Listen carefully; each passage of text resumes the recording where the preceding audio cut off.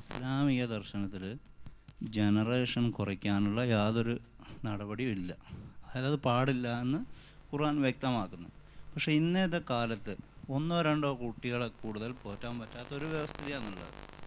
ഇപ്പം കൂടുതൽ ജനറേഷൻ വന്നാൽ മലിനീകരണ പ്രശ്നം തന്നെ ഉണ്ടാകുന്ന ശാസ്ത്രം ഒരു ഭാഗത്തുനിന്ന് പറയുന്നു. മറ്റൊരു വിഭാഗത്തിന് വളർത്താൻ പറ്റാത്തൊരവസ്ഥയും ഉണ്ടാകുന്നു. ഇനി അഥവാ ഉണ്ടായ കൂടുതൽ ജനറേഷനെ വളർത്തുന്ന ഒരു സമൂഹം ബോംബെയിലെ തെരുവിലെ ജീവിതവും അതുപോലെയുള്ള മറ്റൊരവസ്ഥയെ നേരിടുന്നു. ഇതിന് ഇസ്ലാമിക ദർശനത്തിലുള്ള മറുപടി എന്ന് പ്രതീക്ഷിക്കുന്നു. സാമൂഹ്യ ജനസംഖ്യാപെരുപ്പം എന്ന പ്രശ്നം പരിഹരിക്കാൻ ഇസ്ലാമിന് എന്ത് പറയാനുണ്ടെന്നാണ് സുഹൃത്തിൻ്റെ ചോദ്യത്തിൻ്റെ സംക്ഷിപ്തം.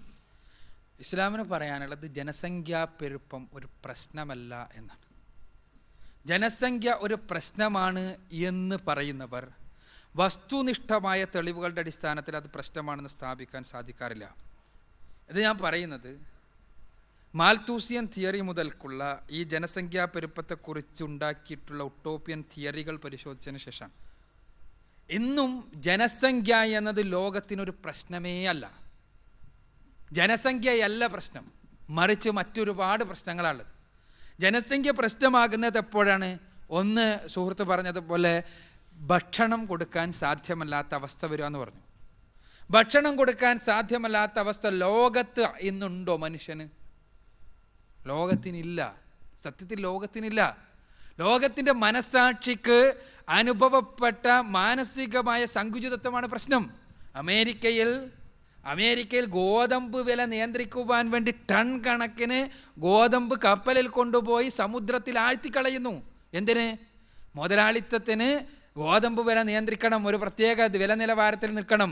പാവപ്പെട്ട എത്യോപ്യയിലെ പാവപ്പെട്ട മനുഷ്യർ പട്ടിണി കിടന്ന് മരിച്ചാലും ആ ഗോതമ്പ് അങ്ങോട്ടെത്തിച്ചു കൊടുക്കണം എന്നുള്ളൊരു മാനസികമായ അവസ്ഥയുണ്ടാകുന്നില്ല.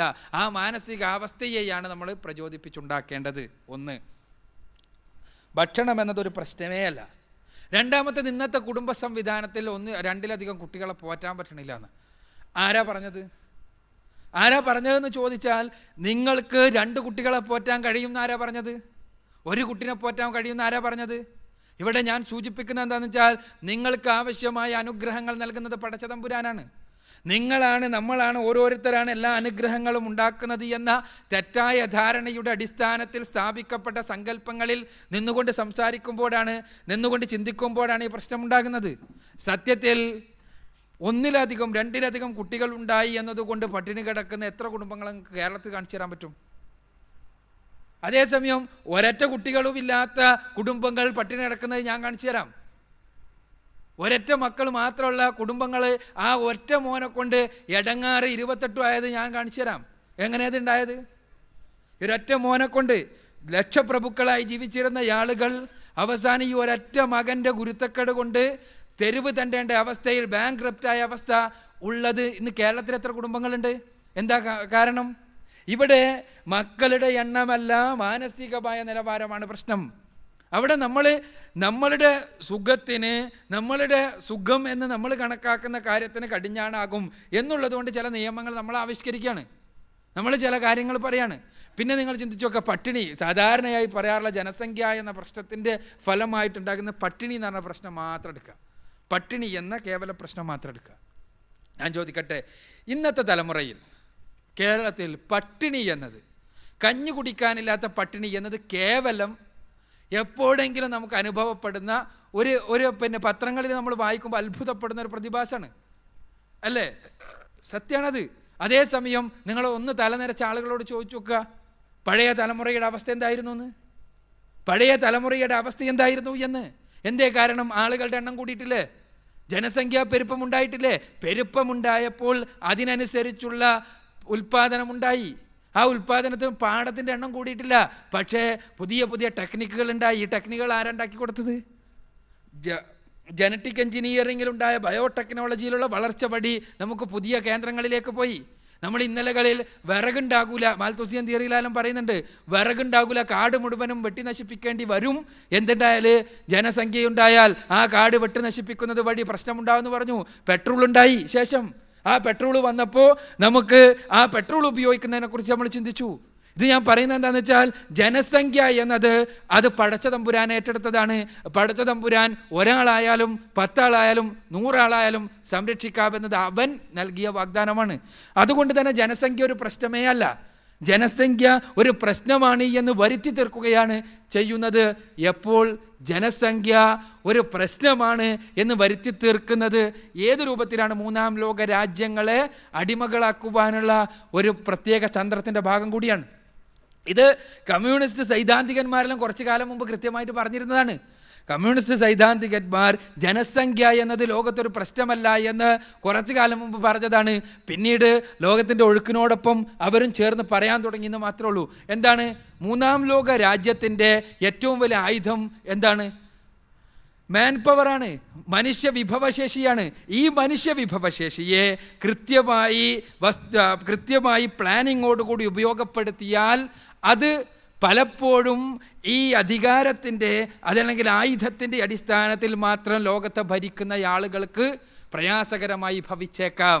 ഇപ്പോൾ തന്നെ നിങ്ങൾ നോക്കുക, ഇന്ന് IT രംഗത്ത് നടക്കുന്ന വിപ്ലവത്തിൽ മാൻ പവർ അനിവാര്യമായി മാറുന്ന ഘട്ടങ്ങളിൽ മാൻ പവർ കൂടുതലുള്ള പ്രദേശങ്ങൾക്ക് അതിൻ്റേതായ സാധ്യതകൾ വർദ്ധിച്ചു വരുന്ന ഒരവസ്ഥാവിശേഷം നമുക്ക് കാണാൻ സാധിക്കുന്നുണ്ട്. ഇതേപോലെ തന്നെ ഓരോ കാര്യത്തിലും ഒരിക്കലും ജനസംഖ്യ അത് ഒരു പ്രശ്നമേ ലോകത്തിൻ്റെ മുന്നിലായിട്ടില്ല. ലോകത്തിൻ്റെ മുന്നിൽ ഒരിക്കലും ജനസംഖ്യ എന്നുള്ളതൊരു പ്രശ്നമായിട്ടില്ല. ജനസംഖ്യ ഒരു പ്രശ്നമാണ് എന്ന് വരുത്തുക മാത്രമാണ് ഉണ്ടായിട്ടുള്ളത്.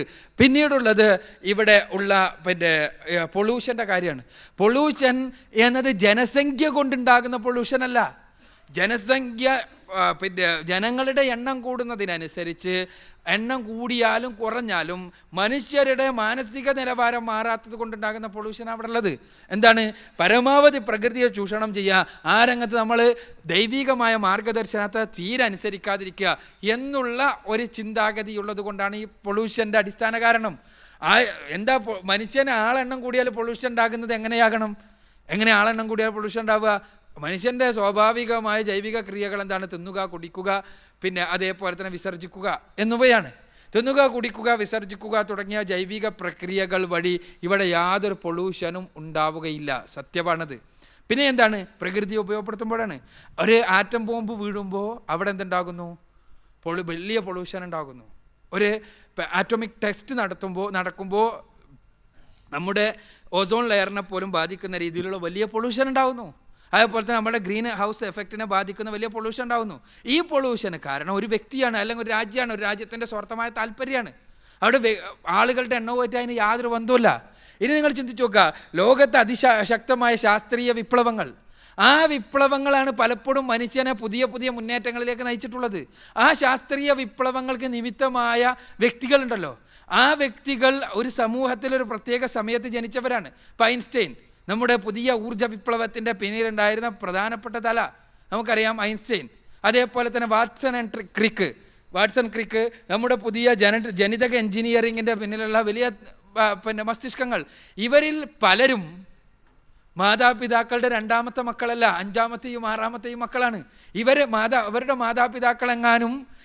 മാതാപിതാക്കളെങ്ങാനും തീരുമാനിച്ചു എന്ന് വിചാരിക്കുക, ഞങ്ങൾക്ക് 2 മതി, ഇനി നിർത്താം എന്ന് തീരുമാനിച്ചിരുന്നുവെങ്കിൽ നമ്മൾ ആലോചിച്ചാൽ എന്താ സംഭവിക്കുക?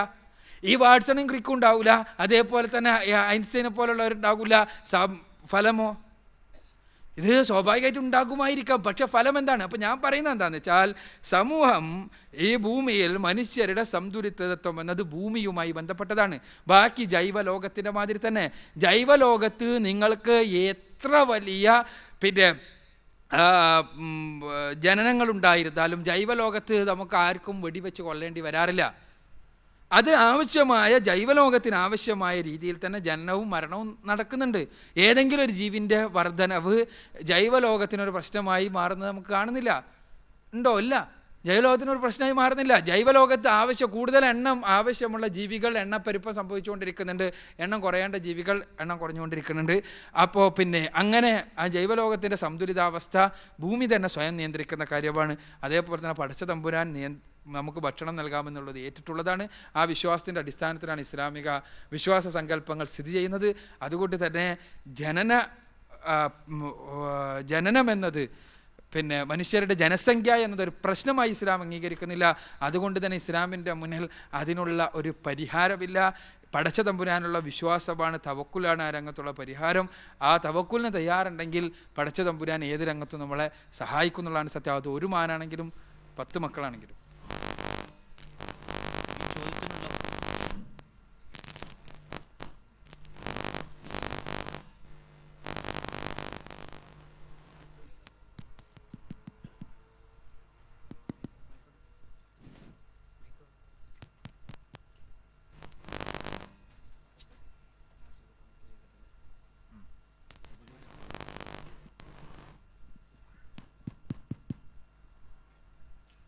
ഈ ചോദ്യത്തിൻ്റെ ഉപചോദ്യമാണെങ്കിൽ ആണ് ചോദിക്കേണ്ടത്.